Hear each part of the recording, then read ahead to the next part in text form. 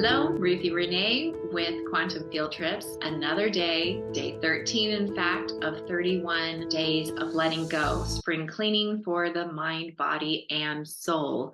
Why are we doing this? Because it's spring. We have this urge, this feeling of something's coming, and the leaves are budding on the trees. There are blossoms. There are animals making babies everywhere you turn around. There's this renewal feeling. And in fact, if you didn't know, March 20th is actually the astrological new year. So we are moving into spring and moving into this space where we can renew and start anew. But to do that, lots of cool things are coming, by the way, if you believe it and you accept it. To have space and room to receive everything, we need to spring clean. We need to get the trash out of our mind, body, and soul. And so that's what we're working on. Today, I want to share with you 3 things that you need to give so that you can let go. Number 1, we're going to give in or soften to the idea that I might be wrong. And in fact, I can tell you, if you're still holding on to pain or suffering attached to anything in the past, you're wrong. How do I know that?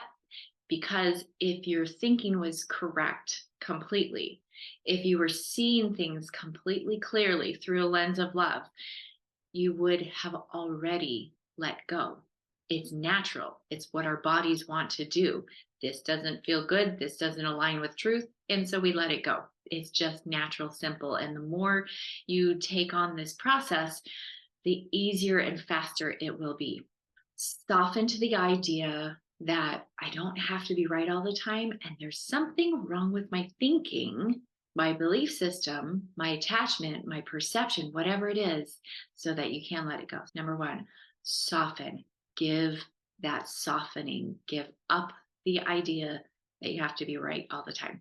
Okay, even if you don't think you have to be right, somewhere in your head attached to this thing you need to let go is the idea, I have to be right. All right, so we're going to let that go. Okay, the next thing we're going to give is grace. We're going to give grace to yourself because you didn't know any better. I really firmly and truly believe that every human is doing the best they know how with whatever given situation they enter, based on all of the things from the past, not even just your past, but all of the generational past and programming that has been put into your DNA. With all of that, we give ourselves grace. And when you can give yourself grace and you can give others grace, that alone will unplug that cord. Remember the cord from day whatever it was when I talked about the Christmas tree, and it was plugged in, the lights, the wires were plugged into an energy source. That energy source is your emotion. The emotional attachment is what's binding you to whatever it is that you need to release. So give grace to yourself and to others so that you can pull the plug on the emotional bind. All right, the next, when you can allow for space for grace, as we move into forgiveness, we must forgive to completely let go and forget. We forgive and we get. If you didn't watch the lesson on forgiveness from yesterday, day 12, go back and see that. Go to my YouTube page and click on the day 12. That's a class that I had within my course. There are actual students you'll hear, and they've given me permission to share. And I'm so grateful because it's a powerful class. There are parts to the forgiveness process that we don't quite understand. Most of us don't. And it's okay giving that grace. It is what it is, that acceptance. And we're going to move into a space of more understanding, further light and knowledge, and release it, forgive it. So those are the 3 things I want you to give so that you can truly let go.